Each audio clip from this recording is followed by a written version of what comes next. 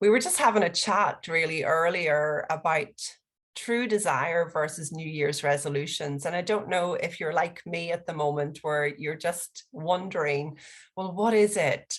What is it that I'd really like to do or to create or to see a miracle in the year going forward? So I've really begun to see a difference between thinking up what I want and actually hearing divine guidance on really the miracle or the true desire that I want to call forward. Yeah. Talk to us a little bit today, because as part of the opening of our Living Miraculously program, the first thing we kind of look at is true desire. Talk to us a little bit today about what you see is the difference between true desire and clarity on that versus setting New Year's resolutions. So that feeling, the feeling is so important about the difference between what's true desire and then this kind of resolution that each of us tend to at least consider at this time of year. One of the differences between true desire compared to when we're doing resolutions and goals and those types of things is what we tend to do is try to fix all of our problems. When we do resolutions, I want to lose weight. I finally want to fix this problem that I've been living with for a while. So what happens is we tend to come from that place. And really, there's no energy. There's no magic there. There's only an effort there that takes you down the path of willpower and discipline. And can you, focus on it? It's quite opposite. True desire, it's an inspiration within you, something bigger than you that is wanting an expression, wanting experience through you into this life. And that true desire comes empowered.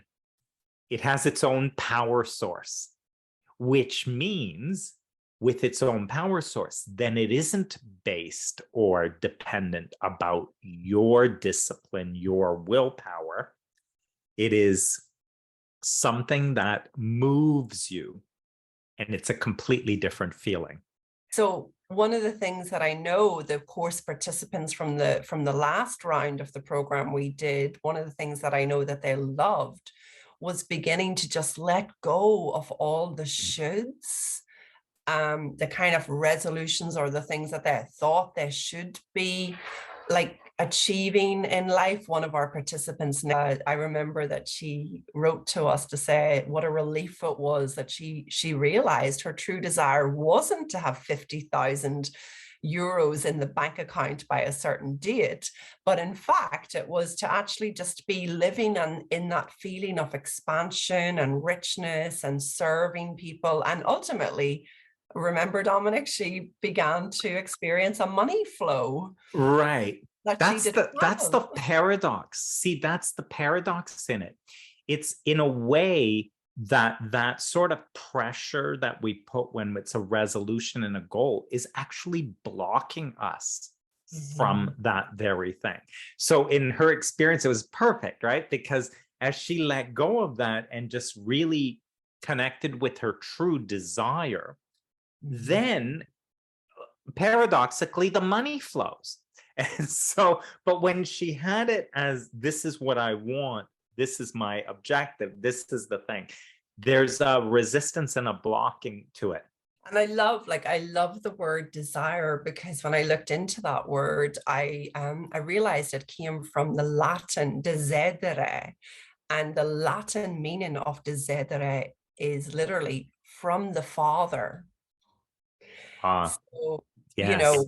we can trust our desires because it's coming from that which is greater than us. But I think there is something about this course that really helps people in the opening week as we do it, really helps people discern the difference between what's a desire that's coming from something greater than you, is born from an inspiration, is born from a yearning, versus what you think you should be doing, losing weight, Right, making more money, right. starting a coaching business when your heart's elsewhere.